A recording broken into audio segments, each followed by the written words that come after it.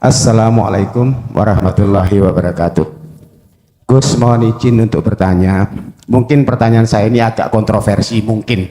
Jadi sebelumnya saya mohon maaf kepada para jamaah dan kepada para pemirsa di luar. Ini kaitannya dengan masalah rukun Islam, syariat. Pertanyaan saya yang pertama begini, Gus. Apakah ada dalil baik Quran maupun hadis yang menjelaskan secara gamblang terhadap rukun Islam yang kita kenal selama ini ada 5, yaitu syahadat, sholat, puasa, zakat, dan haji.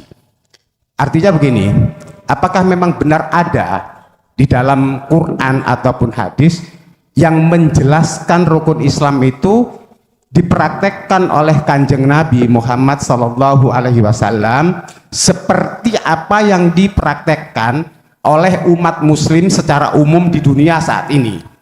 Contoh, sholat ada 5 waktu fardu, subuh dan seterusnya sampai isya. Dan dia ada rukunnya, rukun sholatnya mulai dari takbiratul ihram sampai salam. Maksud saya begini, apakah benar-benar itu pernah dipraktekkan oleh Kanjeng Nabi seperti yang kita praktekkan saat ini begitu? Dan seterusnya, puasa, zakat dan seterusnya sampai yang haji. Kalau memang benar-benar itu pernah dipraktekkan oleh Kanjeng Nabi, apakah memang ada dalilnya di Quran maupun hadis? Apakah itu bukan sekedar mohon maaf sekali lagi, hanya buatan orang-orang setelah Kanjeng Nabi? Itu pertanyaan yang pertama, Gus. Mohon maaf, mohon penjabaran dan penjelasannya.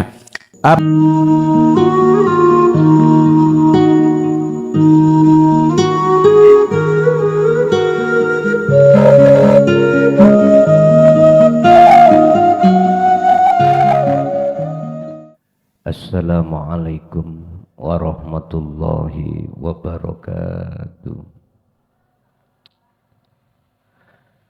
Ila hadratin Nabil Mustafa Rasulillahi sallallahu alaihi wasallam wa ala alihi wa azwajihi wa dzurriyyatihi wa qurabatihi wa ali baitihi wa ashabil kiram wa ila jami'il anbiya wal mursalin wal awliya wa syuhada wa salihin wa tabi'ina salihina ila yaumiddin wa ila abaina wa ummatina wa azdatina wa masyaikhina wa auladina wa azwajina wa dzurriyyatina wa ahli baitina wa jami'i man ta'allama fi hadil kitab syai'ulillahi lana walahumul fatihah.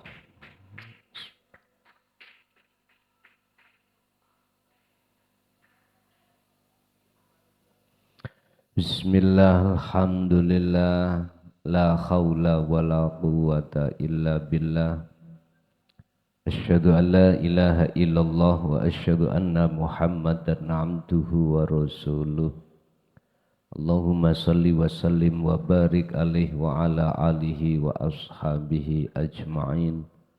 Rabbi syrah li sadri wa yassir li amri wa hlul uqdatam min lisani yafqahu qawli. Sadaqallahul azim. Amma ba'd. Berbagai cara nafsu di dalam diri kita sebagai manusia untuk dijerat, dirantai, supaya jiwa itu tidak bisa kembali kepada Allah. Bahasa syariat, berbagai cara iblis menjerat manusia itu supaya tidak bisa masuk di dalam surga. Itu bahasa syariatnya. Disibukkanlah manusia itu dengan hal-hal untuk menjalankan satu larangan dan meninggalkan satu perintah. hukumi iblis iku membalik dari hukum Allah. Gusti Allah pesan terhadap Nabi Adam, "Dam, janganlah kau mendekat pohon itu jikalau kau ingin kekal di surga." Beda iblis. "Dam, jikalau kau ingin kekal di dalam surga ini, dekatilah pohon itu. Jadikanlah aku sebagai penasehatmu, Dam." Iblis. Maka jangan heran, Pak, bagi hati kita ya, apa yang bersifatkan kenikmatan kehidupan dunia itu terasa indah. Yastahibbunal hayatad dunya. Nafsu itu berupaya bagaimana kita hati untuk mencintai hayatad dunya.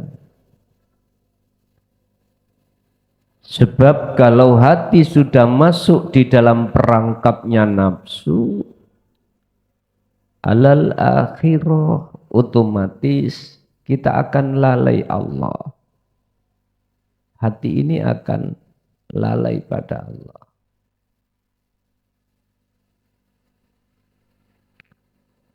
Bapak Ibu, lewat bab malam hari ini kita akan membahas terkait masalah rantainya nafsu atau rantainya duniawiyah, merantai terhadap jiwa kita supaya tidak bisa kembali kepada Allah. Babnya malam hari ini tentang hal itu. Jikalau jiwa sudah terantai dan tidak terlepas dari rantainya dunia, maka menurut ayat yang Allah jelaskan nanti, kita tidak akan pernah bisa bertemu Allah. Kita tidak akan pernah bisa kembali dan bertemu Allah. Laksana bagaimana mungkin saya dirantai, dicagak sini, disuruh berangkat ke Surabaya, nggak bisa. Selama rantai itu masih mengikat pada diri saya. Jikalau saya ingin bisa sampai ke Surabaya, langkah pertama adalah apa yang merantai saya terhadap tiang ini harus dilepas. Melepasnya pun harus bawa kunci.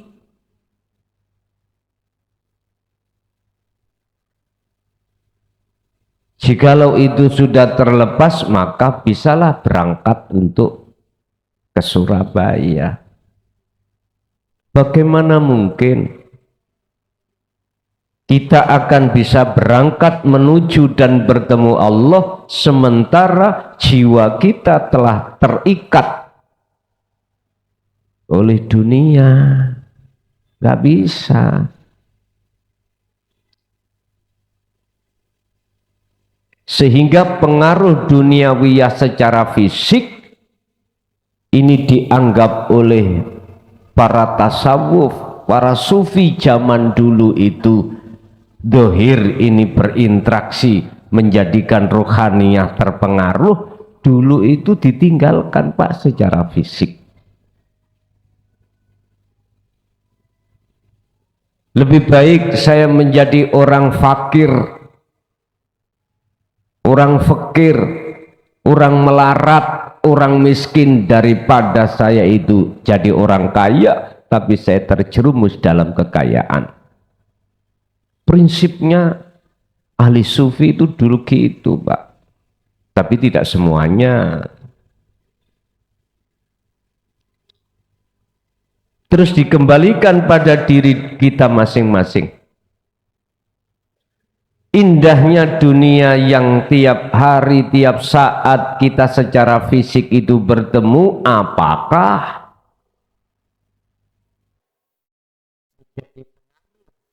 hati kita untuk lalai dari Allah? Dan atau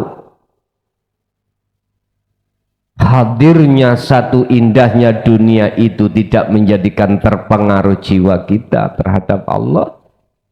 Itu jawabannya di hati Anda masing-masing.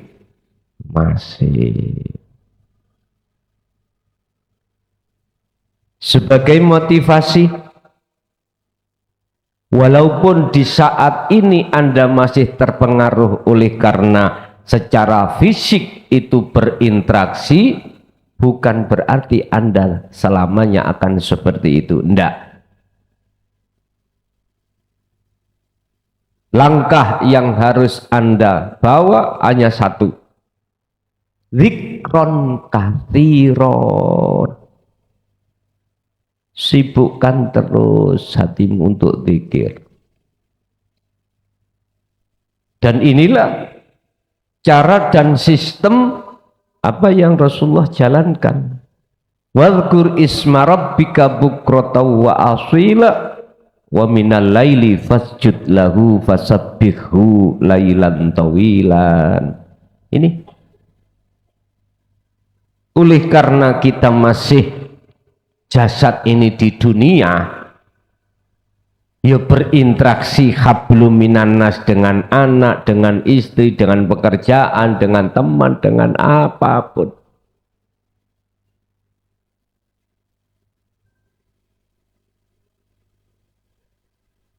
Bawa kunci itu tadi, jangan kau tinggalkan. Wala tansa nasibaka minad dunya. Wis gak apa-apa, Pak. Karena Allah meletakkan jenengan ini secara dohir campur dengan indahnya dunia, ini karepe Gusti Allah.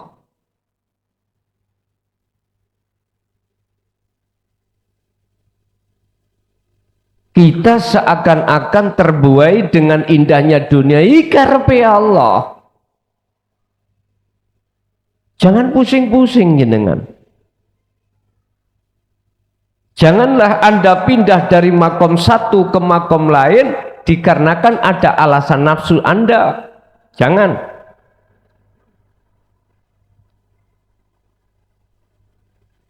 Nikmati apa makom yang Allah berikan pada kita. Jikalau Allah memindahnya, biar atas kehendak Allah, bukan karena kehendak diri kita. Gak apa-apa, silakan Anda tasik terbuai dikarenakan berinteraksi tiap saat. Jikalau Anda mau untuk lepas dari semuanya itu, kuncinya cuma dzikron katsiron. Tidak.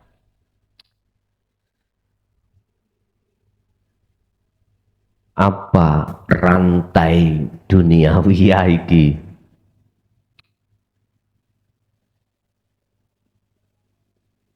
Faslun ayyada faslun utawi iki fasal as-salasilul alamiyatu utawi fasal kang jelasake rantene dunia. Kulul basari utawi saben-saben manungsa ba'da duhulihim ing dalem sakwise manjinge manungsa fil bulughi ing dalem masa dewasa atau akil balik iku kanat ana sapa basar apa arwahuhum piro-piro roe basar iku abidatan dadi pemuja lisyahwati maring nafsu awis syaitani utawa dadi pemujane setan. Serem merek. Kula niku bendina ngaji Quran, bendina salat. Kok bisa saya itu jadi pemujaannya setan? Udah kuwi nek ora gelem ngaji nang lembute ngelmu tentang Allah, ora bakal ngerti. Lembut-lembutnya, halus-halusnya sebuah amaliyah yang berilat, berpenyakit, Anda tidak akan mengerti. Contoh, jenengan iki le sedekah, poso, salat, haji, kok ning dodo sampean ana arep-arep surga iku ilat. Penyakit itu. Ilat itu penyakit. Bagaimana mungkin ibadah yang terjadi pada diri kita di mata Allah itu makbulah, diterima, sementara ada najis yang ada dalam ibadah itu? Ora iso. Oh Gusti Allah iku la syarikalak. Nggak boleh ada di dalam hati itu ada sesuatu selain Allah. Pahala itu tadi, surga itu selain Allah. Ayo siapa sih ngomong sak liyane ganjaran dengan surga iku Allah. Rini tak jotosi kuwi. Ora iso.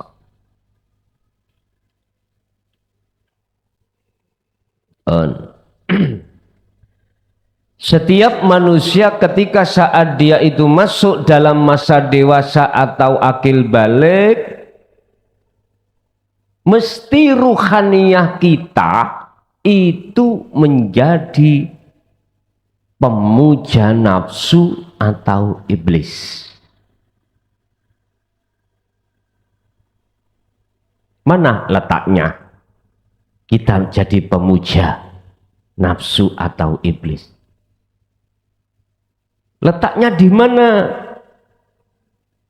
Wong aku tiap hari ku baca Quran hafid pisan hafidoh. Jangan ilat ini, penyakit ini Anda lihat memakai kacamata syariat, nggak akan ketemu gue. Beli ke pasar sana, cari kacamata hakikat baru jelas. Wong nek plus pak nguasi tulisan ini remeng-remeng belureng seperti saya ora ketok double-double ngun tulisannya pak, tapi kalau sudah pakai kacamata plus wah gede-gede jelas-jelas. Loh pertama aku ngeluh bu, ngeluh, tapi aku gak takut dengan ngeluh. Akhirnya ngelune hilang, tinggal jelas sih. Nah, sama karena berpenyakit mata saya. Kalau mata tidak berpenyakit, Anda umur 12 cowet pak, cawelas kadek kacamata. Nek wis umur suwek kaya aku ngene iki. Ya, suwek. Lah tuwek sih wedho ae kok. Ya wis gak iso. Faktor umur jenengan nggih ngoten. Kalau sudah faktor wis mripate kalah, pendengarannya juga kalah. Untunya juga habis. Zaman ini dibujuki kelason, untune yo mrotoli kabeh wis. Iki lho Pak. Untuk pasangan kabeh iki.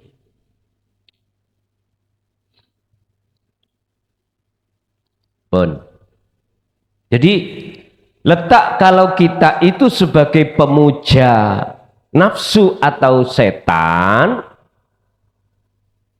ketika saat melakukan apapun itu ibadah atau selain ibadah, hati kita dalam posisi taholli, ngaku. Ada rasa, ada iman, makhluknya yang melakukan. Nggak ada sama sekali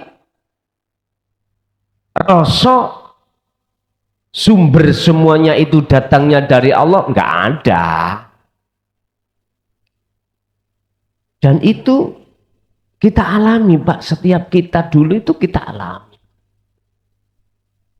Nah, pada saat inilah masa di mana Nabi Adam itu memakan buah kuldi.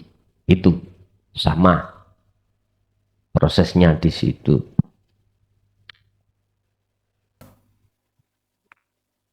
Bal waba'duhum, bahkan sebagian mereka, waba'duhum lan utawi sebagiane basar iku ila akhiri hayatihi, oleh nyandelurung sampak patai. Wonten ada yang seperti itu. Jadi pemujaannya iblis sampak mati. Mengapa demikian? Karena kita menolak wakadzabu bi ayatina waliqaihi. Kita mendustai, menolak tentang pengajaran Allah di jalur dinut tauhid. Otomatis waliqaihi, menolak, nggak mau ketemu Allah. Suka-sukanya kita ketemu dengan keindahan dunia.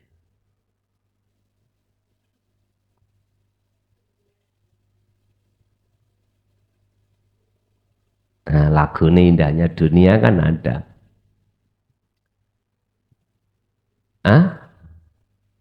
Ada ya? Tak seindah wajahmu, iki lho maksudnya apa iku? Wis gerabaken dhewe wis.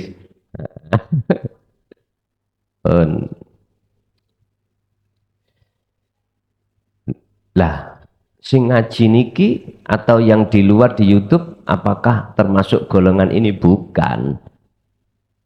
Ba'duhum ila akhiri hayati, enggak, karena sudah ada kesadaran.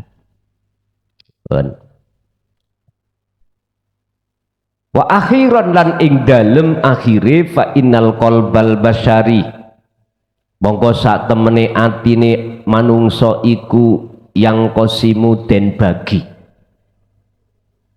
kebagi opo-opo kolbun ila kismani maring rong bagian. Atine menungso ini terbagi menjadi dua golongan, Pak. Akhirnya ketika sudah masuk di alam dewasa, maka hati manusia terbagi menjadi dua golongan. Kismun utawi sak bagian iku min ashabiz zuhdi, disebut sebagai golongan ahli zuhud atau ahli syuhud. Ahli syuhud itu ahli hati bisa dikehendaki Allah untuk bertemu Allah, bisa memandang di balik layar. Ini disebut ahli syuhud, ahli yang bersaksi dengan benar. Kismun wa kismun lan utawi sak bagiane maneh iku min ashabil hijab, yaitu golongan ahli yang hatinya tertutup oleh sesuatu sehingga tak tampak, tak nyata wujud Allahnya. Entenono bos.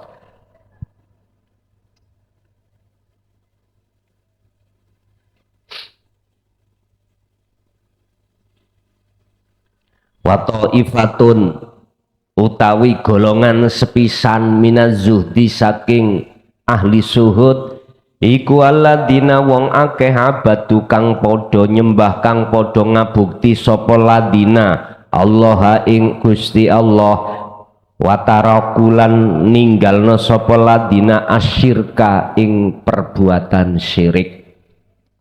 Golongan yang pertama taifah minaz zuhdi disebut ahli zuhud adalah orang-orang yang hanya menghadap memandang kepada Allah dan tinggalkan kemusyrikan.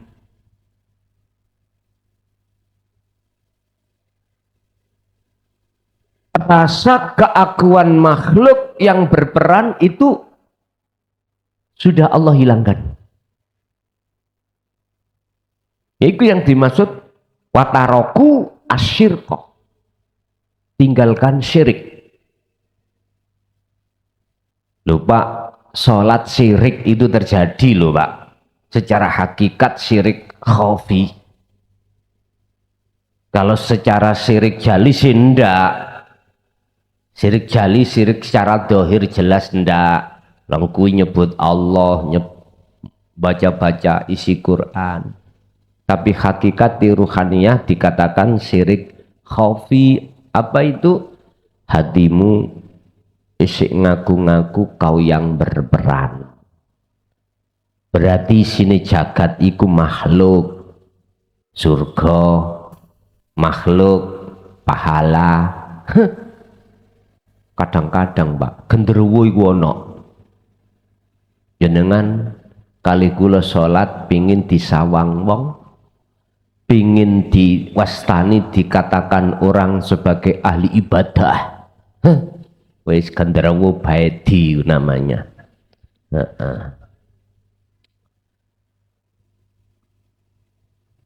Wa majmu'atun lan utawi golongan liya maneh. Golongan yang nomor 2 minal hijabi iku alladzina wong akeh la yazaluna kang ora leren-leren, berarti terus menerus. Sopo-sopo alladzina abidan kelawan memuja, kelawan dadi budak ngono ya kene lisyahwati maring setan utawa nafsu. Kacamata hakikat gawin bos nek ngaji ben ngerti. Dadi kuwi nek salat ya gaya kacamata hakikat. Nek gak ngono gak ketemu ilat atau penyakit sing lembut itu gak ketemu. Wa hadhil majmu'atu lan utawi adapun golongan ahli hijab itu adalah golongan yang terus menerus hatinya menghambakan diri kepada nafsu. Berbuat gini karena dirinya atau karena orang lain. Udah, hatimu seperti itulah yang dimaksud.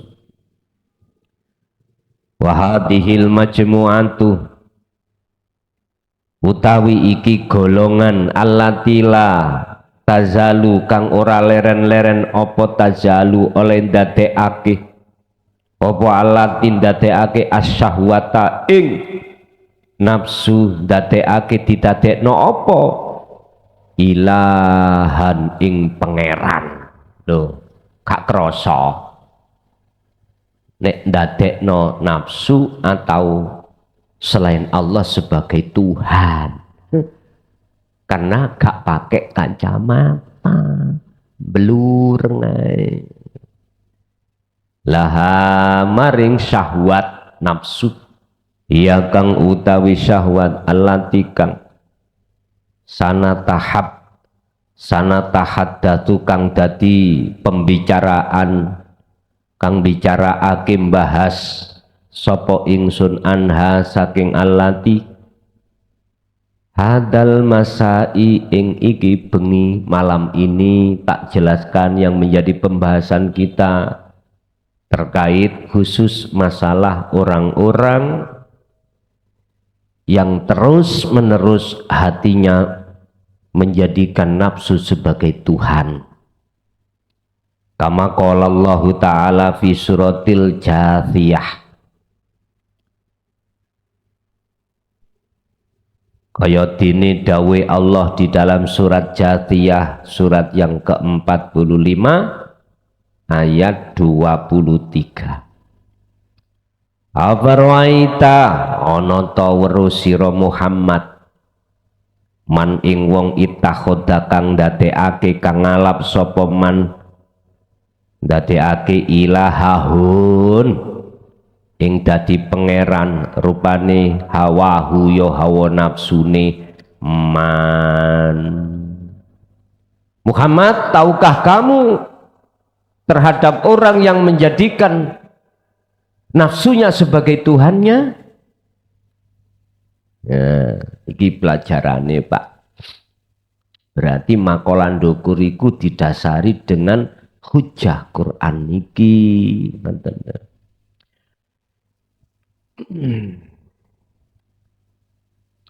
Wa adallahu lan nyesatake hu ing man sapa Allah Gusti Allah.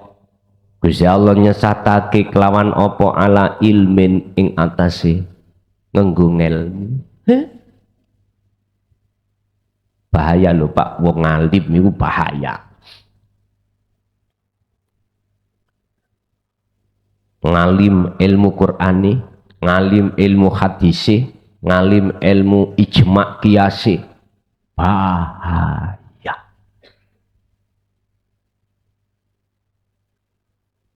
Kata anak sekarang lagi viral, enggak bahaya kah? Insyaallah. Banyak di antara kita manusia oleh karena tidak memiliki kacamata hakikat, maka tidak tahu. Alimnya kita dalam segi ilmu apapun, bila mana berhenti di situ, Anda tidak akan pernah tahu di dalam ilmu itu banyak ilat, penyakit. Mana letak bahayanya? Kita akan merasa menjadi orang yang berilmu. Otomatis Pak, akibatnya jenengan pasti merasa lebih alim daripada orang lain. Itu pasti Pak. Akhirnya merendahkan orang. Alal ilmi, Gusti Allah nyesatno kita itu dengan ilmu pengetahuan yang kita dapatkan ini. Ini bahayanya. Wah, kalau gitu wis mau ngaji, itu ngilmu. Buat apa kalau itu nanti justru menjadikan penghalang? Engkau dhisik ngajimu ojo leret. Rasulullah lewat hadisnya mengatakan thalabul ilmi faridatun ala kulli muslimin wal muslimat. Wajib tolek ngelmu.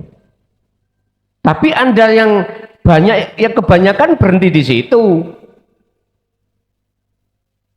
Boten ningali, tidak melihat syarahnya daripada satu hadis itu. Apa syarahnya? Al ilmu bila amalin kasajarin bila thamarin. Gak iso. Ilmu itu bermanfaat jikalau tidak Anda amalkan. Yang gue maksud diamalkan itu bukan diwejang nonang si A, si B, si C diamalkan. Bukan. Praktekno dalam kehidupan Anda sehari-hari. Itu loh maksudnya. Makanya sering kami katakan bab masalah zikir, bab masalah kholwat itu mempraktekkan ilmu yang sudah Allah berikan. Dan inilah nanti ilmu itu tidak akan menjadikan Anda sebagai orang yang takabur atau orang yang sukanya rumongso ngalim dah. Karena sudah lepas. makhluk dalam hatimu.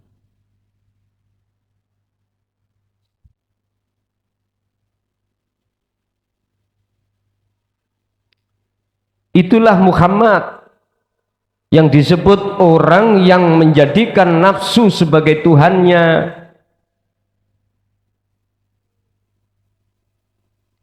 Barang siapa yang melakukan seperti itu, maka wa'adallahu Allahu ala ilmin.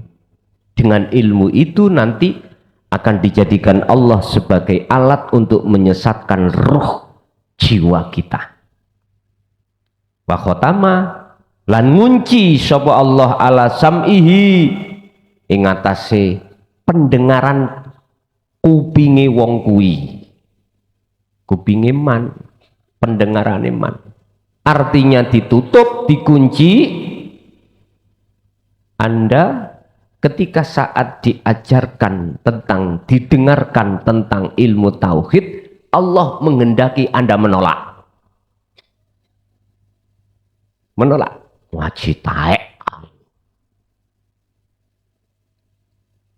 Pokoknya nggak suka, Pak. Dan itu memang pernah kita alami. Pernah kita alami. Wih, prei wisan iku. Bagi kita sudah prei. Kita bicara pada masa masuk di dalam masa dewasa pertama kali dulu.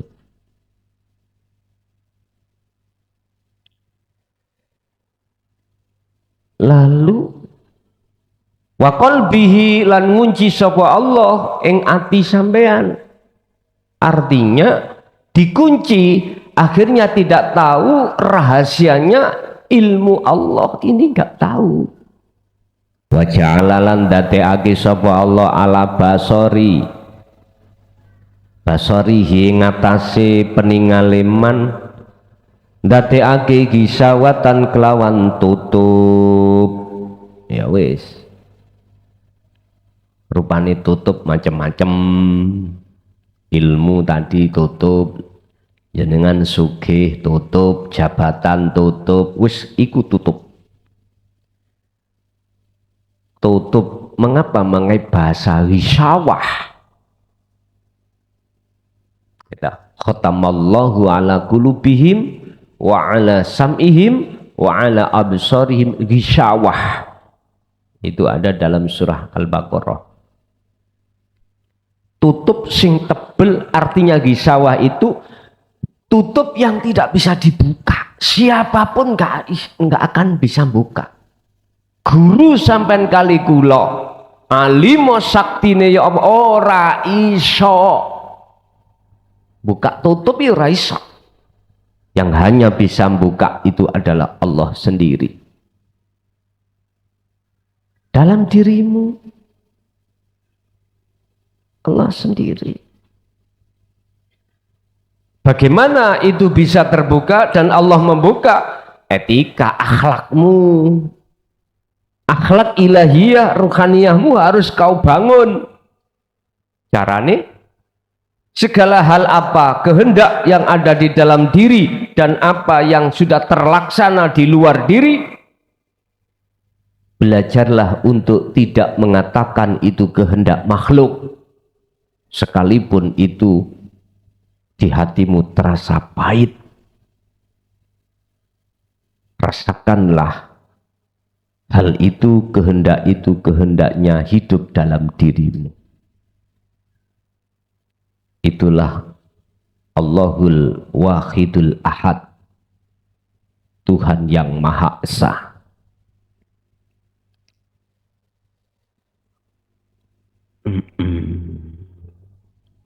Paman lan utawi sapane wong iku yatihi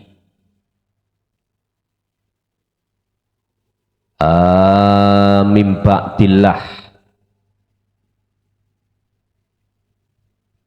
Paman lan utawi sapane wong iku yahdihi bisa buka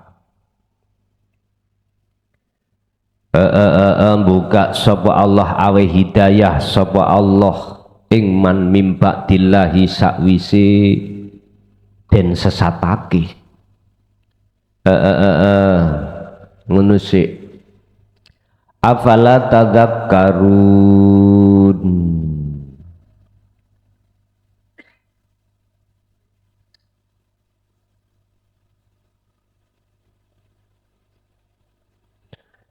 Wa ja'ala lan dadeake sapa Allah ala basarihi ing atase peningale man dadeake disawatan kelawan tutup kang kandel ngono lho. Famay yahdihi mim ba'dillah lan utawi wong iku yahdi bisa buka atau bisa oleh petunjuk hi ing man aweh bisa aweh hi ing man min bi ghairi lai saking sakwise den sesatake Allah ya afala tadakkarun mongko ketahuilah mengapa kau tidak mau berpikir. Afala ono to ora gelem mikir sira kabeh. Artinya apa? Orang yang setelah Allah berikan petunjuk lalu dia itu disesatkan Allah, itu sebab apa? Ya sebab keingkaran kita.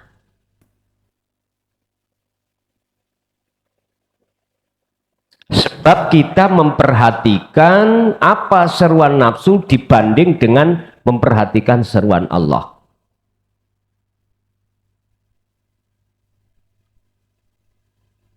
Dihadapkanlah berbagai macam keindahan duniawiyah. Akhirnya seruan nafsu kita perhatikan.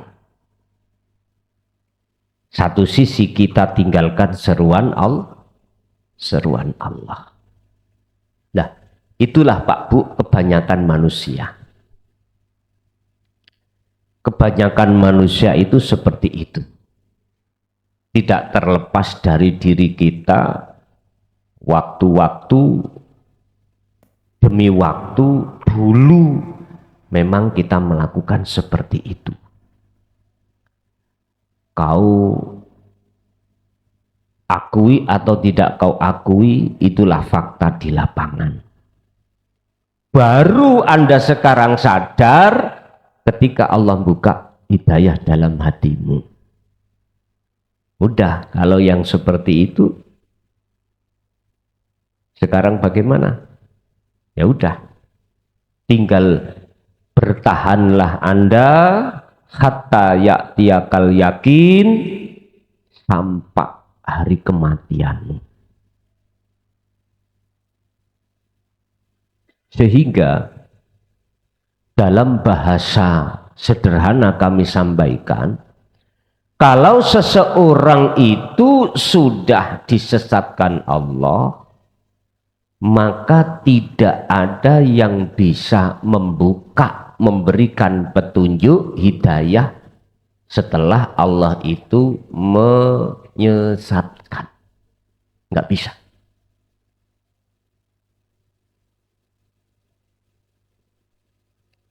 Walaupun katanya guru sampean kali kula iku udeng-udengi sak tempeh misalnya ya.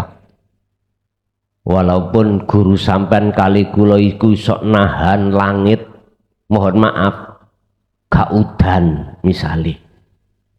Walaupun guru sampean kali kula niki sakti mandra, karomai iku gak tebel tok, tawebel. Tingkatan geni ya, disuruh mati, mati. Lambungnya diwasi, mati, mati. Murup, murup. Intinya mana yang tidak masuk dalam logika beliau itu, jago nih. Tahu jago nih ya men? Ahlinya.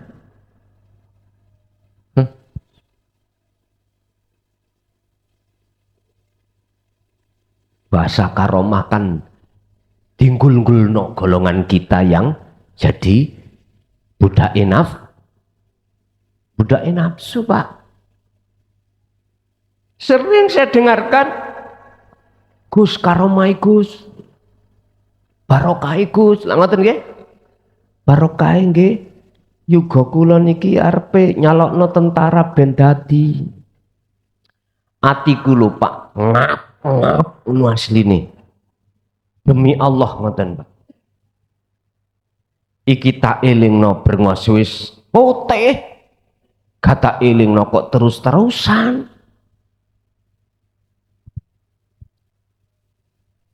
Kadang-kadang bab masalah ekonomi Pak. Loh, perkara iku aku gak geding, gak nyalahne. Tolong sekali lagi pandanglah di dalam karomah itu siapa. Ngoten lho maksudku.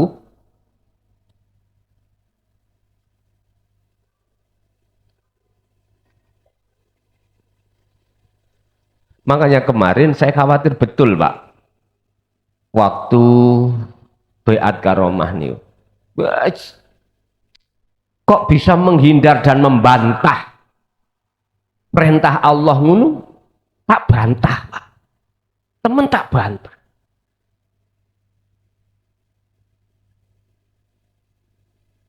Nek umpama kula bantah, ya tinggalkan dunia sudah.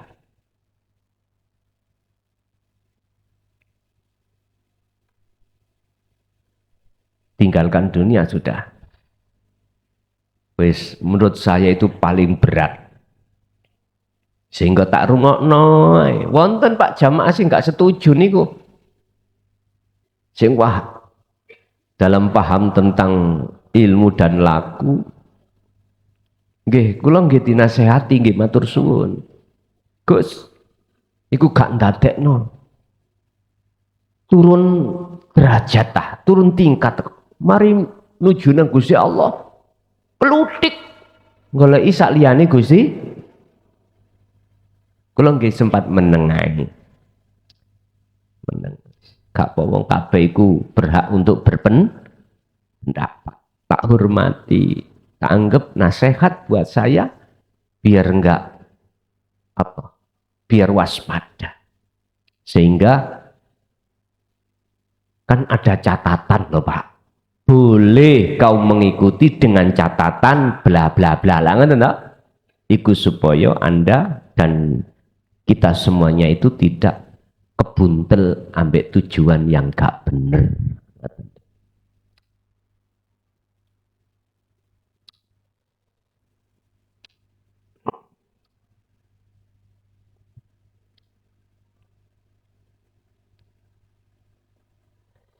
Di Pak terus Imam Pak. Waja'alah ya famayahdillahi mongko utawi wong sapane wong iku yati kang wis intine wong sing wis den sesatake Allah iku yatihi ora bakal bisa buka ingman min ghairillahi kang sakwise disesatni Allah. Artinya orang yang sudah Allah sesatkan maka tidak ada satu orang pun yang bisa memberikan petunjuk. Afala tadzakkarun? Betah. Apakah tidak kau pikirkan tentang hal ini?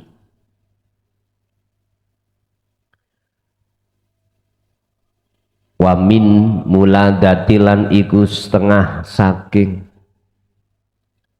kesenangan hadil hayati dunia iki kesenangan kehidupan dunia lewat kesenangan dunia iki Pak kehidupan dunia alati kang tasta bidu utawi ndadekake budak apa asyahwatu nafsu dadekake kolbal insan ing atine menungso kulahu ya sekebainas ila akhiri zaman sampai akhire pati lewat kesenangan kehidupan dunia ini Bapak Ibu, nafsu itu menjadikan budak terhadap hati seseorang supaya dia memuja terhadap dirinya nafsu. Hal itu sampai akhir mati, akhir zaman. Berarti mulai zaman Nabiullah Adam sampai Nabi Muhammad ini nafsu itu seperti itu.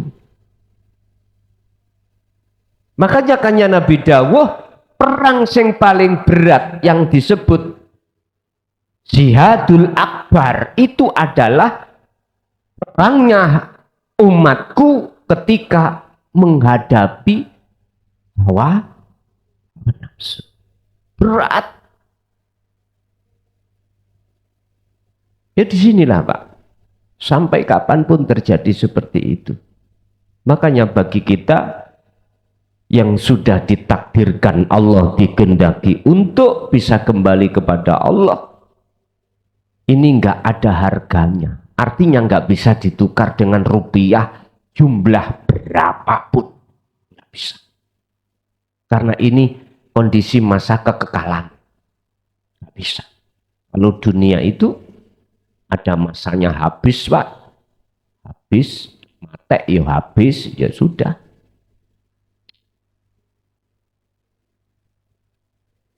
Faidah dakhala mongko tatkalane mlebu apa alqalbu ati mlebu fi fakhis syahawati ing dalam perangkape nafsu ya fata'allaqa mongko gantungake apa alqalbu ati biha kelawan syahwat wahdaha khali sijine nafsu wahada ya wahdaha khali sawijine nafsu atau syahwat. Tatkala hati ini sudah masuk perangkapnya nafsu, maka hati ini akan bergantung terhadap hanya pada nafsu. Karena kita jadi budak. Jadi budak itu jadi pesuruh. Siapa yang menyuruh, itu yang harus kita lakukan. Kalau kita budaknya Allah, berarti kita berjalan di atas jalan perintah Allah. Kalau kita budaknya nafsu, berarti kita berjalan nuruti apa perintah nafsu. Indonesia sebelum merdeka ini menjadi negara budak. Masyarakat menjadi budaknya sang penjajah. Wajib kita itu mengikuti undang-undangnya penjajah. Hati kita dijajah oleh nafsu, otomatis roh ini wajib mengikuti nafsu.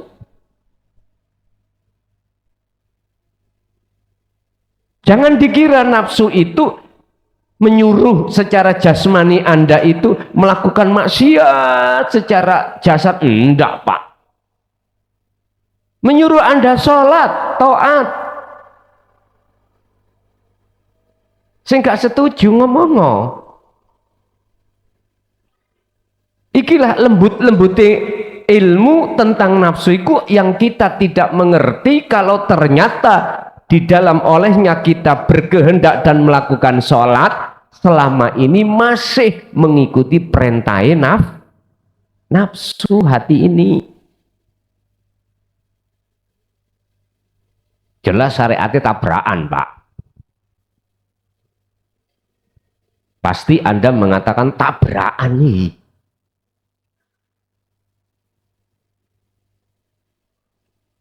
Oh nek ngono lha apa salat? Ora usah daripada iku nurutna nafsu. Ya turu sama teo wis. Buyar wis, ngono lho. Mana letaknya kalau kita sholat itu dalam perintah nafsu? Hati kita dicondongkan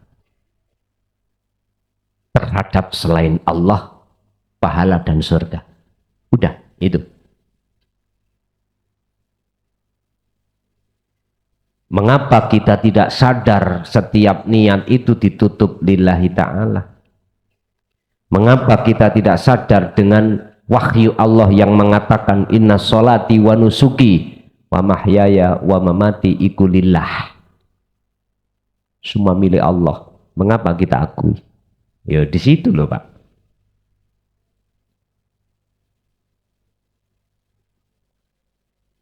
Lagi salate gak bolong nae, ngilok-ngilokno sing bolong-bolong. Lagi kayak sregep salat ngono wis kemlelet. Sudah, wis.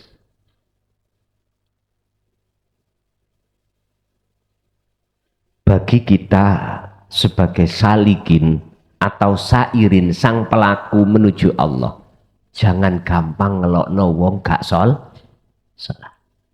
Wis kecono iki. Saya ulang. Bagi panjenengan sebagai salikin atau sairin, sang pelaku menuju mendekat dan bertemu Allah, jangan mudah menghina orang yang tidak sholat.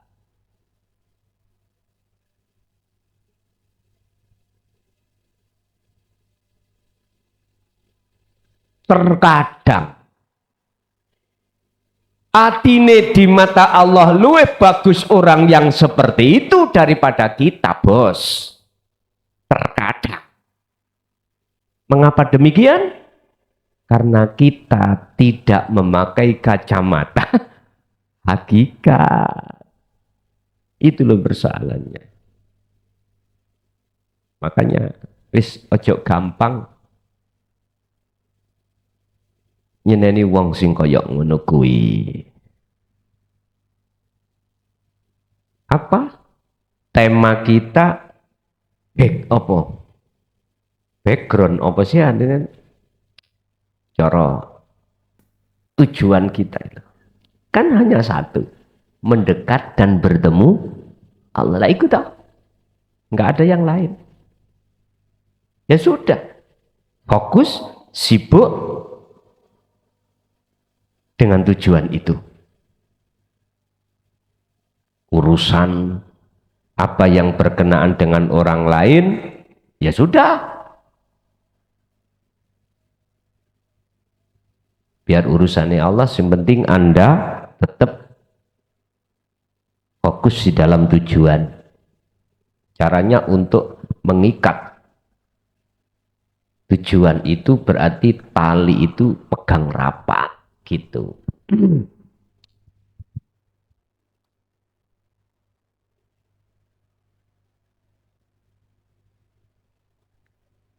Ketika saat hati itu sudah masuk dalam perangkapnya nafsu, maka Anda pasti akan bergantung hanya pada nafsu.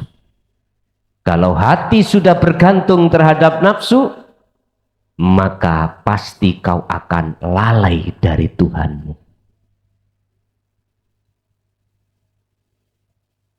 Wahada ma tusammiyah. Wahada utawi iki iku ma perkara nusammihi kang ngarani sapa ingsun ing mah diarani arruha ing ruh al-muqabbalata kang den cancang al-muqabbalata kang den cancang bisyahawati kelawan syahwat. Itulah yang disebut sebagai ruh yang diikat, dirantai oleh nafsu. Faida kanat mongko tatkalane ana apa arruhu ruh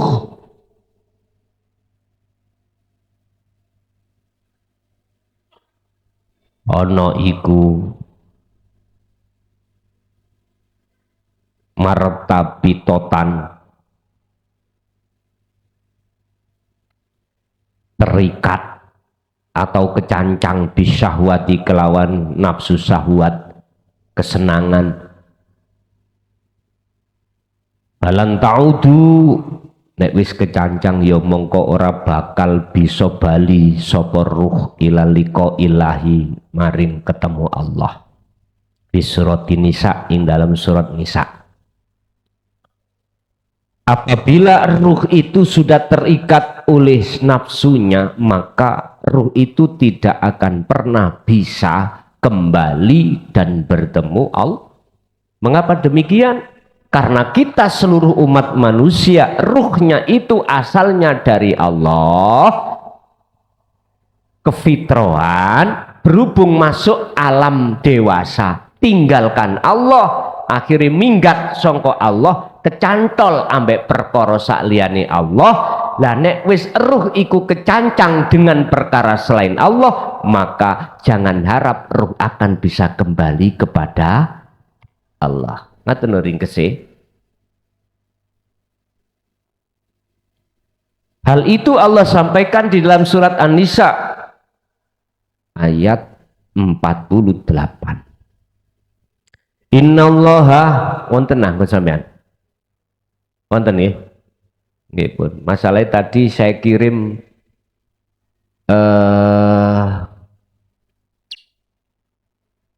wordnya tadi ada kekurangan, terus tak baleni maneh. Saya ingatkan barangkali belum diubah, iku sono kurangi. Innallaha satemene Gusti Allah iku la yaghfiru ora bakal ngapura sapa Allah ayusraka ing dosa syirik bihi kelawan Allah. Wa yaghfiru lan bakal ngapura sapa Allah ma ing dosa dunadalika kang sakliyane syirik liman maring wong yasau kang ngersakake sapa Allah ing man. Ngoten. Sesungguhnya Allah itu tidak akan memaafkan dosa syirik. Apa syirik? Mengadakan sesuatu selain Allah. Gak akan. Allah hanya mengampuni dosa selain daripada itu.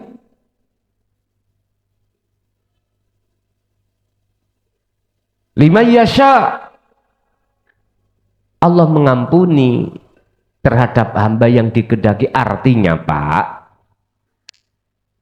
syirik itu jikalau tidak Allah kehendaki ya nggak akan pernah diampuni. Allah mengampuni itu karena apa? Alasannya dalam surat Az-Zumar ayat 18. Alladzina yastami'unal qaula fayattabi'una ahsanahu. Atau di dalam surah Ali Imran ayat lali aku 13 apa 31 nah? 31. Mereka yang mengikuti kul in kuntum tuhibbunallaha fattabi'uni yuhibbukumullah wa yaghfir lakum dzunubakum. Orang-orang yang betul-betul mengikuti teladannya Kanjeng Nabi. Lah Kanjeng Nabi meneladankan terhadap kita itu bukan mah hukum syariat saja. Sak hakikate. Padahal kita kebanyakan itu hanya cukup mengikuti syariat saja. Nah ini jikalau Anda betul-betul mengikuti dengan kafah sempurna apa yang Rasulullah teladankan khususnya terkait masalah ruh, maka wa yaghfir lakum dzunubakum, diampuni. Kalau surat Az-Zumar tadi, mereka lah yang ketika mendengarkan fatwa-fatwa, wahyu-wahyu inti di dalam Al-Quran Anda dengarkan, Anda beriman dan mengikutinya dan melaksanakan dengan baik, maka itulah golongan yang dimaksud mayyasha, orang-orang hamba yang Allah kehendaki. Aku yakin kalau sudah hati jenengan iki menerima dan buka tentang rahasia ilmu hakikat ini, aku yakin jenengan tidak akan pernah kembali lagi berbuat syirik. Oleh karena proses Anda itu ada di fana, ada di kamil, belum di bako, otomatis terkadang ati iku kesansang ambek perkara selain Allah. Tapi Allah kasih solusi. Apa solusinya? Az-Zumar, Al-Ahzab ayat 42. Fasabbihuhu bukratan wa asila. Bersihkan lagi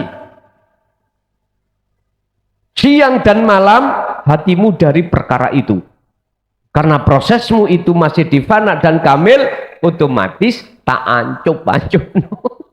Ngerti diancup-ancup no? Jatuh bangun aku. Lah iki lho.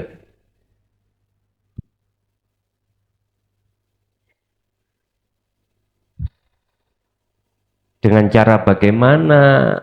Ya Rob,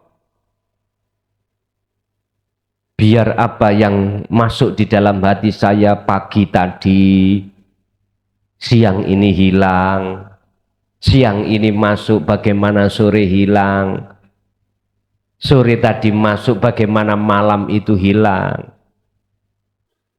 Kembali pada ayat sebelumnya itu. Berarti harus 41 Al-Ahzab. Ya ayyuhalladzina amanu dzkurullaha dzikron katsiron. Berzikirlah.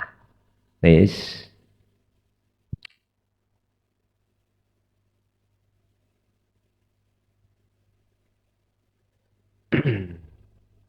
Wa man lanutai sapane wong iku yusyrik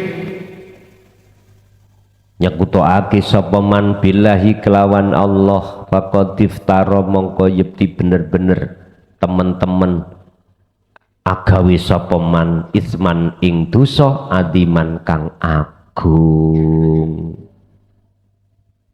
Barang siapa yang melakukan perbuatan syirik pada Allah, maka itulah yang disebut orang yang berbuat dosa sebesar-besarnya dosa. Dosa ngeten Pak, ngapunten nggih. Nek dibanding ambek syirik, sik gede syirik. Gede syirik. Jangankan ini gak di ngapura. Apa sih Bu? Wong syirik ke di ngapura bagi hamba yang dikehendaki. Sak gede-gedene dosa. Jikalau yang datang iku rahmat Allah, tadi cilik Pak, enteng. Karena di ngapura. Sak cilik-cilik dosa. Kalau yang datang itu adalah sifat adile Allah, tadi gede. Wis, gak iso. Makanya mana sih yang disebut taubatan nasuhan? Orang yang tidak mau melakukan perbuatan kesalahan lagi. Itulah golongan mereka ahli syuhud. Ahli syuhud. Nggak mungkin dia akan mau melakukan penyekutuan terhadap yang lain lagi. Watiba usyahwati utawi oleh nganut nuruti nafsu. Iku min asbabil kufri sebab sumber sebab kekufuran wal halaki lan kehancuran. Mufassirun kang den jelasake fi surati Toha ing dalam surat Toha, mengikuti seruan nafsu itu sebagai sumber dari kekufuran, sumber dari kehancuran rohaniah, bukan jasmaniah Pak, rohaniah. Hal itu Allah terangkan di dalam surat Toha ayat 16, fala yasuddannaka anha. Wonten gini iki. Mboten enten. Oh nggih pun, berarti wis diubah ambek admin tadi. Mongko aja nyono tenan apa gunu anha saking yaumil kiamah man ing wong la yu'minu kang ora iman sapa man biha kelawan yaumil kiamah wattaba'alan padha manut sapa man hawahu ing hawa nafsu niman batarda jikalau kau mengikutinya mongko binoso siro. Muhammad, janganlah kau itu apa ya? Gak waspada niku apa jenenge? Lengah ya. Janganlah kau lengah terhadap orang-orang yang tidak beriman pada hari akhir. Apa hari akhir yaumil kiamah? Akhirat itu, Pak. Zona musyahadah itu. Orang yang tidak percaya di dunia ini bisa ketemu Allah, inilah yang dimaksud. Orang yang tidak beriman kalau di dunia akan bisa bertemu Allah, ini sebab maksud di dalam teori hukum syar'i ketemu Allah setelah kemati. Berhubung nggak bawa kacamata plus atau hakikat, mohon maaf, belereng-belereng. Ternyata akhirat itu ya di sini sudah. Nggak tahu. Yaumil kiamah. Jangan lengah kau terhadap orang-orang golongan orang yang seperti itu. Mereka itu fattaba'a hawah, ngikuti petunjuk nafsu. Jikalau kau mengikuti, hancurlah kau. Sing hancur itu ruhaniyah kita. Jadi budak nafsu.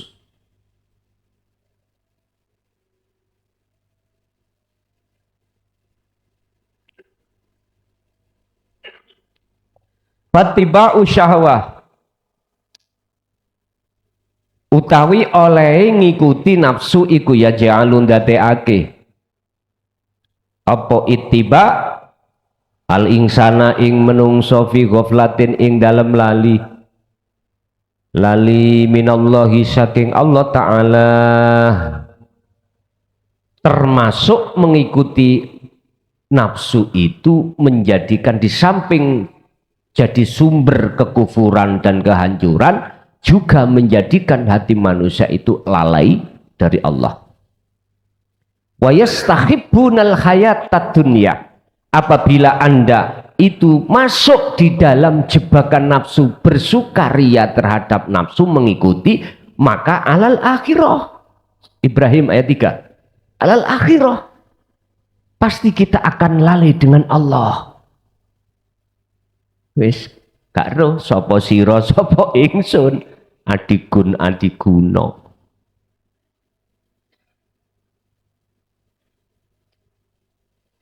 Apa sih, Pak? Bokongku panas, blok goblok. Ngene iki. Ngundang viral. Wong aku duduk kiai kok. Nek kiai saya viral.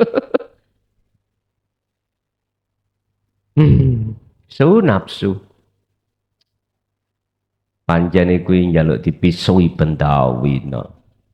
Enak ngaji kok utik bokongku dadi panas.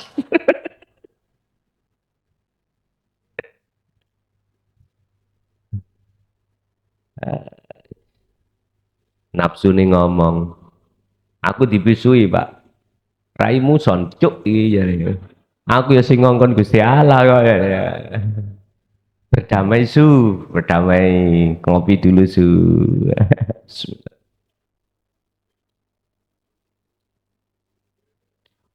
Nafsu iblis dadi boloku Pak, jadi dadi bolo. Wataqaddamah lan wis dhisik apa keterangan di suratil kahfi ing dalam surat kahfi. Wasbir nafsaka ma'al ladina yad'una rabbahum, surat kahfi ayat 28, surat yang ke-18. Wasbir, sabaro sira Muhammad,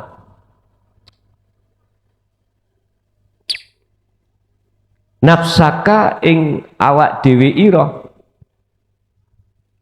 Niki mukhatabe nang Kanjeng Nabi Muhammad. Maladina sertane wong akeh yadauna kang padha ndawuhi utawa ngajak sapa ladina rabbahum ing pangerane aladina bil ghadati wal asyi, ing dalam waktu siang maupun malam, waktu pagi ataupun waktu petang. yuriduna khali ngarepake sapa ladina wajahu ing ketemu Allah. Muhammad, bersabarlah kau beserta orang-orang yang selalu ngajak untuk bertemu Allah, baik di waktu pagi maupun siang maupun sore maupun malam. Niki pesene Allah terhadap Muhammad. Wala ta'du, aja mingu sira Muhammad, alias perhatikan opo ainakam miripat lurus sira anhum saking tindakane kufar. Turidu kang ngarepake sapa kufar zainatal hayati dunya, ngarepake apa pepaese utawa zainah apa ya, ngepik-ngepiki ngono lho. Cara HP ku iku ben ketok apik walaupun jerone bosok iku ya apa ya? Dipaesi ngoten ya. Di casingi. Modele kaya urip. Halo, Waalaikum. Casinge apik, Pak. Tiba iki ana suarane. Digawe gaya-gaya. Boten. Wala tutik lan aja nganut sira Muhammad man ing wong aghfalna kang nglalekake ingsun Allah qalbahu ing atine wong kuwi mau andikrina saking eling ingsun wataba'a lan nuruti sapa man hawahu ing hawa nafsune kufar kafir. Wakana lan ono opo amruhu keadaane kufar atau keadaane kafir iku furuton perilaku kang nglampaui batas Muhammad. Di samping awakmu itu terus bersama orang-orang yang menyeru untuk mendekat dan bertemu Allah. Ingat, matamu jangan sampai lengah dari mereka yang selalu mengajak untuk bersukaria terhadap kesenangan dunia. Mohon maaf Pak, kula ngomong bahasa Muhammad empun melayu nang Kanjeng Nabi Muhammad sampean terhadap diri kita, sebab di sekeliling kita tidak sedikit alias banyak bahkan orang dekat kita mendorong supaya kita itu zayyana hayat dunia, entah itu istri suami kita, entah anak kita, entah saudara kita. Meripat loro sampean iki ati iki waspadao. Tontoan meripat dohir omongane, tontoan meripat batin apa isi di dalam omongane. Niki kudu kita itu harus waspada. Bila perlu Anda ingatkan, ya sampai seperti itu ya, engkau kecewa burine ya. Betul. Nek wani sampean, nek gak wani ya meneng wae.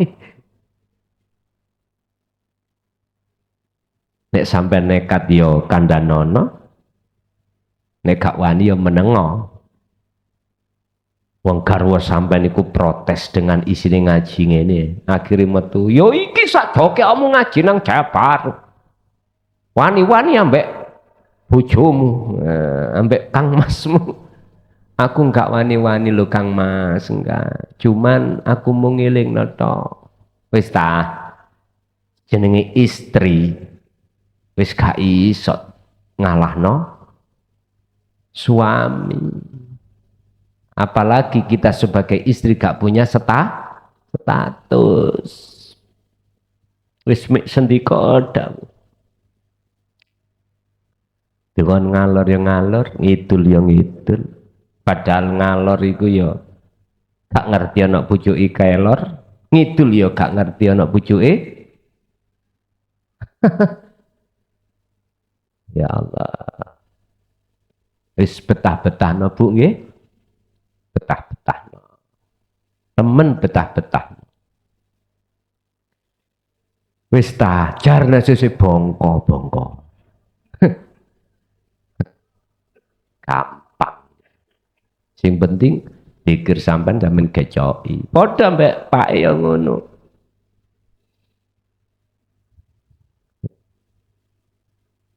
Makane wasbir nafsaka ma'alladina yad'una lahu misabarawi. Walaupun di sekitarmu itu banyak orang-orang yang mengajak dan menarik kamu untuk zayyana. Ada di situ. Wal khulasatu utawi ringkese bab ngaji mulai awal sampai akhir. Iku idalam takun arruhu tatkalane ora ono apa arruhu ruh. Ora ono apa? Iku wa iyatan kewaspadaan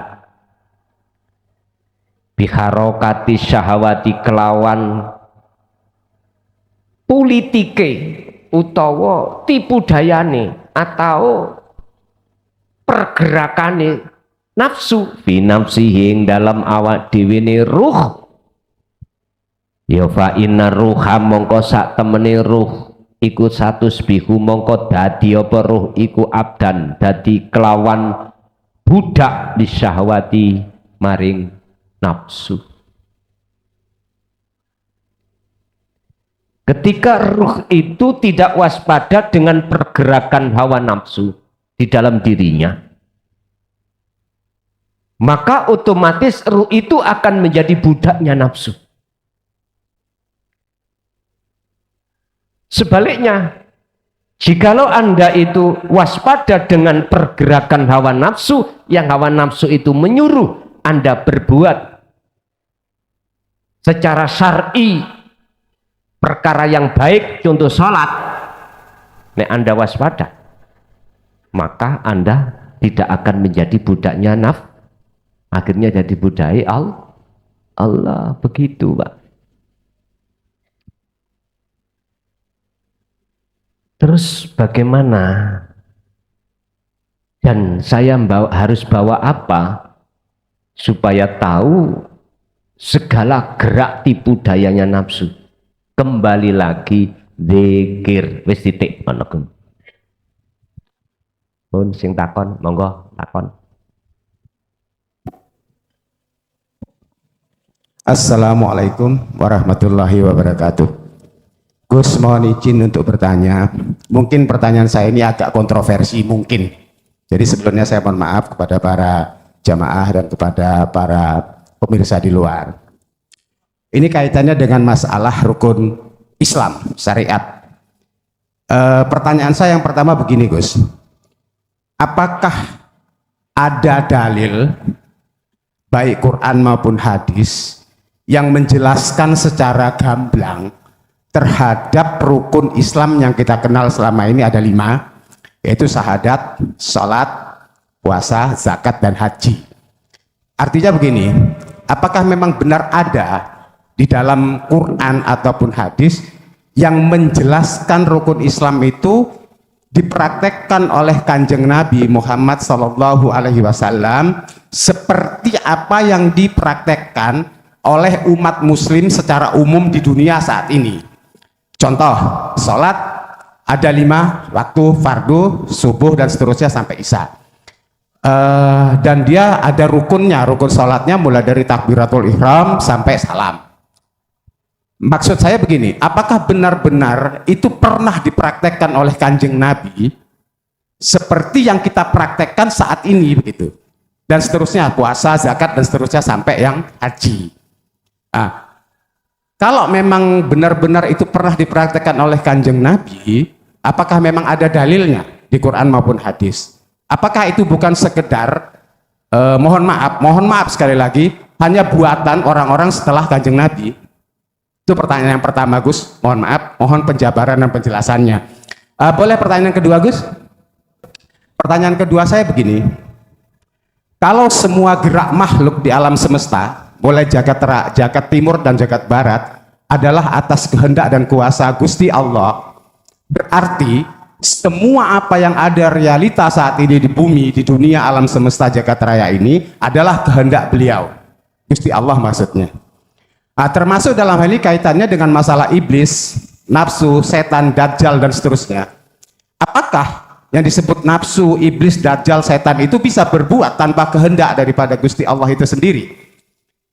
Maksud saya berarti kan kalau seandainya, ini pemahaman saya mungkin yang keliru, mohon nanti tolong diluruskan, Gus.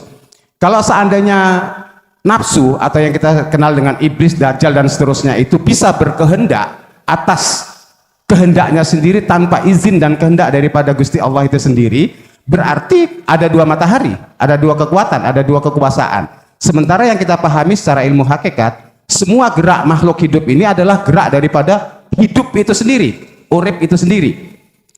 Sehingga semua apapun yang menjadi realita kenyataan di dunia ini atau di jagat raya ini, berarti kan bagian daripada pagelaran cerita daripada Gusti Allah itu sendiri. Mohon wedaran penjelasannya, penjabarannya, Gus. Mohon maaf bila pertanyaan saya ini agak nyeleneh. Terima kasih. Assalamualaikum warahmatullahi wabarakatuh. Waalaikumsalam warahmatullahi wabarakatuh. Jikalau tidak ditemukan dalil di dalam Al-Quran yang menyebutkan arkanul Islam, itu bisa ditemukan di dalam hadis sahih Bukhari Muslim. Kalau di dalam Al-Quran itu tidak disebut arkan, ndak, secara jelas terperinci ndak, cuman ada kriteria ya, tentang masalah wajibnya jenengan kali kula niki salat, tentang wajibnya jenengan berzakat, tentang wajibnya poso, tentang wajibnya haji. Memang di dalam Al-Quran secara terperinci sebagai satu ayat arkan itu ndak, cuman bisa ditemukan di dalam hadis sahih Bukhari Muslim, iku golek ono dewe. Cara syariah lo ya, syariah. Nek cara hakikiyah, apakah arkan-arkan itu yang dimaksud? Bukan. Bukan. Sehingga kita harus memahami apa sih arti daripada syahadat, arti daripada sholat, arti daripada zakat, poso, haji. Apa? Ini akan terbongkar ketika saat kita masuk di dalam hukum hakikat. Baru terbongkar di situ. Bapak Ibu hadirin rahimakumullah. Dalam satu cerita hadis yang seingat saya itu, Rasulullah ditanya oleh malaikat Jibril ketika saat beliau itu tausiah ya ngeten iki dengan para sahabat. Tiba-tiba malaikat Jibril menyerupai seorang pemuda bertanya tiga hal. Ma huwa al-Islam, al-Iman, al-Ihsan. Lah, kalau toh memang ada, apakah Rasulullah itu melakukan? Nah, ini pertanyaannya toh. Tadi masalah dalil ada. Kalau toh ada itu hadis, apakah Rasulullah itu dulu melakukan? Jangan-jangan ikut bikinan orang setelah Kanjeng Nabi. Itu pertanyaan kedua. Sallu kama ra'aitumuni usolli. Mungkin bisa dikaitkan surat al apa iki? Surat al Ahzab ya.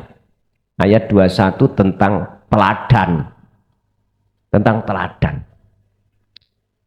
Teladan yang dimaksud di situ adalah liman kana yarjullah. Hati harus ada keinginan untuk bertemu Allah. Padahal mayoritas kita manusia tidak mau bertemu Allah, maunya bertemu kesenangan kehidupan dunia. Nah, ini merupakan satu bukti bahwasanya ketika saat zaman beliau Rasulullah itu melakukan uzlah, melakukan kholwat, melakukan zikir yang dalam rangka mendekat dan bertemu Allah. Wal yaumal akhirata wa dzakarallaha katsiran. Nah di sini. Jadi apakah ini juga dilaksanakan oleh Rasulullah? Kalau melihat dari sisi kacamata hakikat ini enggak syariat. Kalau syariat sudah jelas itu tadi termasuk 3 hal, al-iman, al-ihsan, al-iman, al-ihsan. Cuman secara hakikat itu untuk memastikan iya dan tidaknya, sebab kita selama ini pelaku zaman saiki kebanyakan jarine. Gitu? Cari apa Quran? Cari apa? Cari hadis, ijma qiyas. Jari sapa ulama-ulama iku lak jarene. Jare iku badi-badi ya iku bebek sak teleke. Beke lak ngono, bebek sak teleke. Ojo tersinggung. Terus bagaimana cara kita untuk mengetahui bahwasannya baginda Rasul itu melakukan atau tidak? Ya teman-teman Rasulullah. Baru Anda tidak tembung jari. Teman-teman. Takut dewi. Kalau aku yang memberitahu, ya sik jari ini. Percuma itu. Zaman peduli.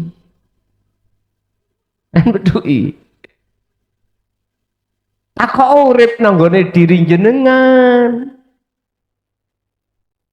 Temui dulu baru jenengan bisa tanya.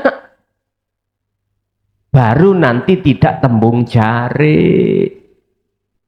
Apakah itu bikinan orang-orang setelahnya? Gini loh Pak, ini perbedaan hadis dengan Quran ya. Kalau Quran itu jelas wahyu Allah. Kalem-kalem. Kalau hadis, cerita apa yang pernah dilakukan Rasulullah ditulis oleh orang yang setelah, ditulis oleh orang-orang setelah Rasulullah, sahabat. Makanya disebut hadis, itu cerita. Sing nyeritakno tentang masalah apa kejadian yang pernah Rasulullah lakukan. Makanya di dalam cerita niku wonten kelasé. Ada kelas soheh, ada kelas hasan, bahkan sampai jenenge hadis doif atau hadis palsu, ada kelas-kelasan. Ini semuanya tergantung rawi. Rawiku sang cerita. Sapa rawine? Lho ngono lho, cerita-cerita. Lah kalau kita berbicara tentang masalah seputar syariat, gegeran terus, gak ono mari. Padahal semuanya ya tembung, ben gak tembung jare, masuklah kau ke dunia hakikat. Sebab dengan begitu panjenengan akan bisa tahu dengan sebenarnya, tanya pada hidup dalam diri sampean piyambak. Pun, itu yang pertama.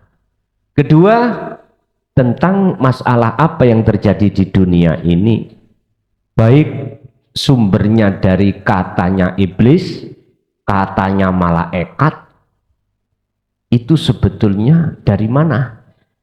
Apakah iblis, malaikat itu bisa berkehendak tanpa izin Allah?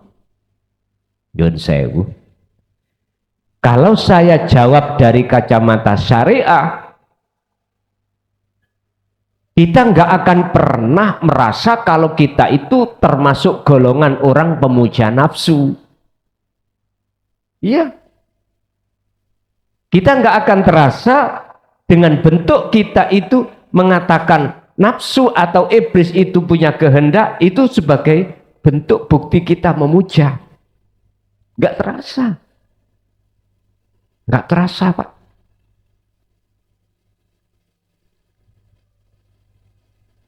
Lihatlah dari kacamata hakikat. Di situ mengatakan semua tidak ada dan tidak punya kehendak apapun. Nggak punya. Nggak punya. Karena di dalam hakikat itu mengarahkan hati untuk mengesahkan Allah. Meniadakan perkara selainnya. Sebab jikalau kita masih tetap mengatakan itu kehendak nafsu atau malaikat, iblis atau malaikat, sama halnya kita telah menuduh ada penguasa ganda. Lu syariat iku yo duwe dalil. Bila mana perkara baik datangnya dari Allah, jikalau itu jelek dari dirimu sendiri. Nah, dirimu itu maksudnya nafsu. Berarti kan ada penguasa ganda. Kalau kita masih berdiam diri di sini, maka nafsukah, Anda tidak akan kenal siapa nafsukah itu. Padahal di situ ya Allah. Makanya kelasnya beda-beda, kacamatanya juga beda-beda. Tidak sah bagi kita mengatakan itu semua Allah, manakala kita masih ada di hukum syariat. Satu contoh, sembarang Allah, kok gak aku usaha ikhtiar, gak mungkin. Buktinya meneng wae, tapi lah gak nyekel duit, meneng wae. Iki berarti gak paham, Mbak. Siapa di belakang dirimu ketika saat kau ikhtiar usaha? Sopo? Nah ini yang tidak kita sadari. Akhirnya kita ngaku-ngaku kita, akhirnya muncullah bahasa selain Allah itu. Kalau kita tidak berdiam diri di sini, naik satu langkah di tingkatan hakikat, baru sadar. Oh iya. Nggak ada penguasa ganda itu. Berarti gerak di dalam malaikat atau iblis iku sejatine ya gerak Gusti.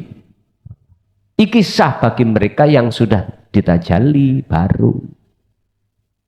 Dan ini hukum ini tidak akan berlaku bagi kita yang masih ada di syariat. Artinya tidak berlaku, kita masih bersikukuh mengatakan selain Allah itu ada. Selain Allah itu bisa berkehendak. Selain Allah itu bisa menciptakan sesuatu, mendatangkan manfaat, mencegah mudarat. Sampai kapan hal ini terjadi dalam hati kita? Jadi jawaban saya, Pak, itu dua kacamata. Nek kacamata sarengat, ya nafsu, ya malaikat. Nek kacamata hakikat, wis nggak ada nama nafsu, nggak ada nama malaikat. Oke, masih wonten? Assalamualaikum warahmatullahi wabarakatuh.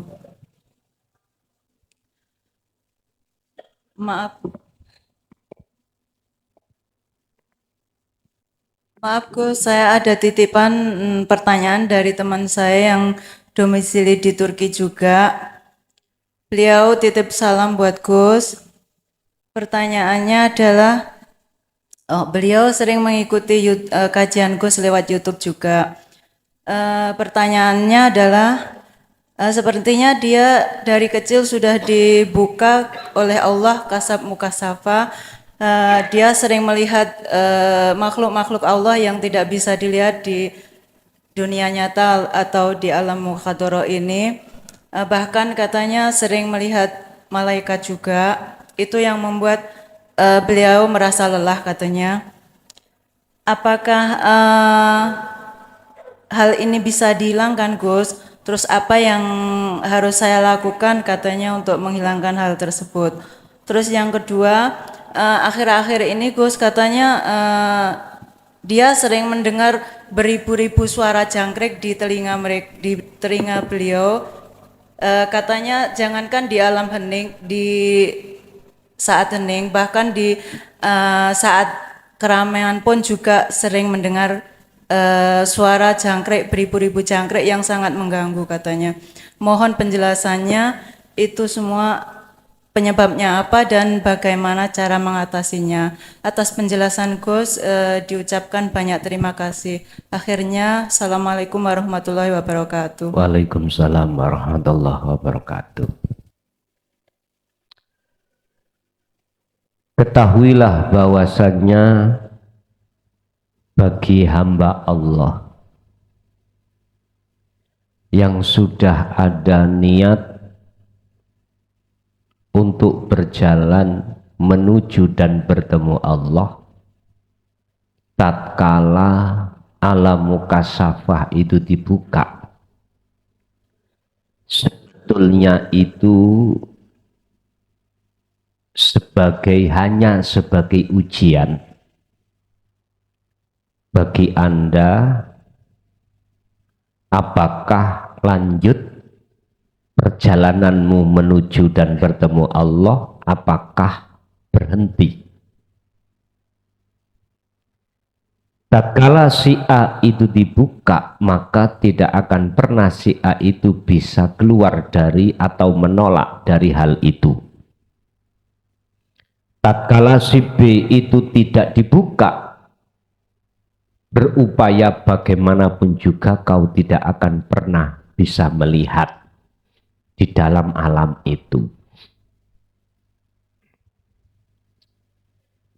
Janganlah kau anggap itu sebagai gangguan atau rintangan.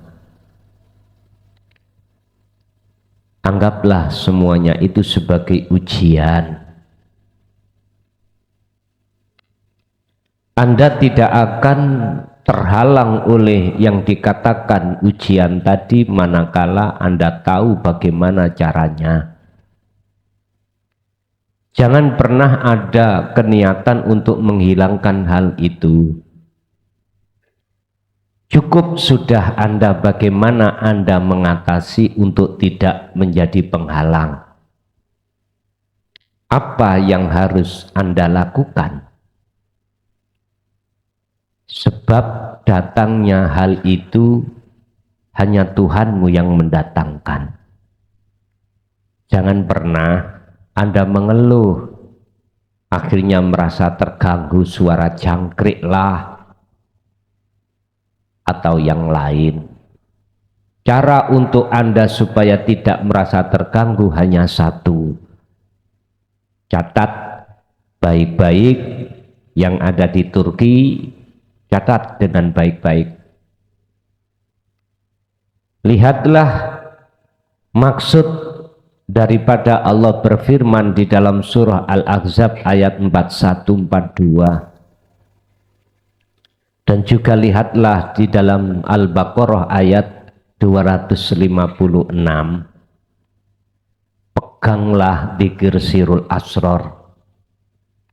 Sebab fungsinya sirul asror adalah di tahapan pertama Anda hanya beriman, yang bisa mendatangkan di situ, yang menyetir di situ hanyalah Allah.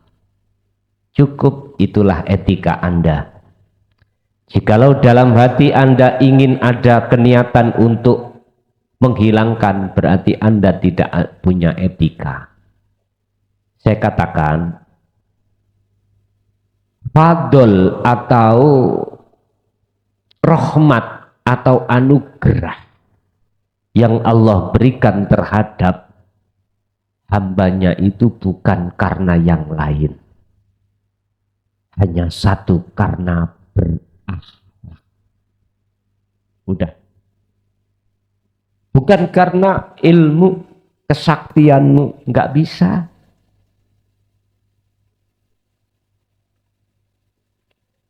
Hanya karena fadl atau anugerah. Dan anugerah itu Allah datangkan disebabkan karena hatimu berakhlak ilahiyah. Akhlak ilahiyah iku sendika dawuh abot-abot.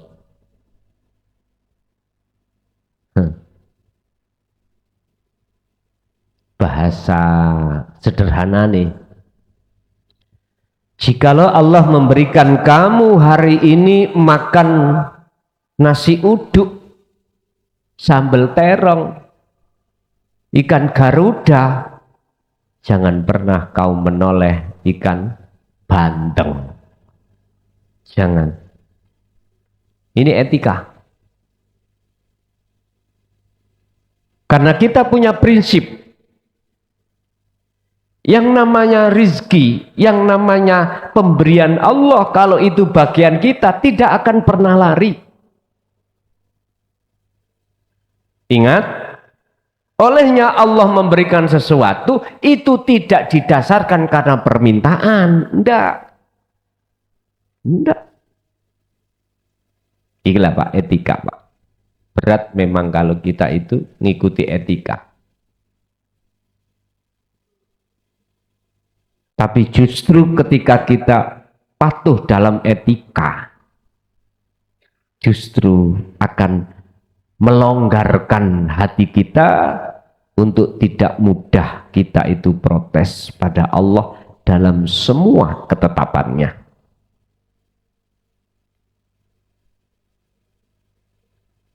Mungkin besok kita akan belajar untuk sendika dawuh dalam segi apa yang menjadi ketetapan Allah. Ringkes Bu, tolong saudaraku yang ada di Turki, jangan pernah ada keinginan Anda untuk menghilangkan hal itu. Cukup panjenengan iku berakhlak ilahiyah, pasti nanti akan dihilangkan Allah sendiri. Perjalanan dari Banyuwangi untuk ke Mojokerto, pasti jenengan akan nanti lewati Probolinggo, Jember, kalau sudah waktunya Anda sudah sampai ke Mojokerto. Dengan sendirinya nanti akan terlewati. Saya ja'alullahu ba'da usri yusra. Itulah. Tapi kalau jenengan berdiam diri, gak gelem berjalan, nek Banyuwangi jalan di tempat, ya jangan harap Anda bisa sampai ke Mojokerto. Logikanya seperti itu. Artinya akhlak ilahiyah ini pegang terus sampai kapanpun dan keadaan apapun. Begitulah. Oke, masih ada? Cukup Bapak Ibu? Al-Fatihah.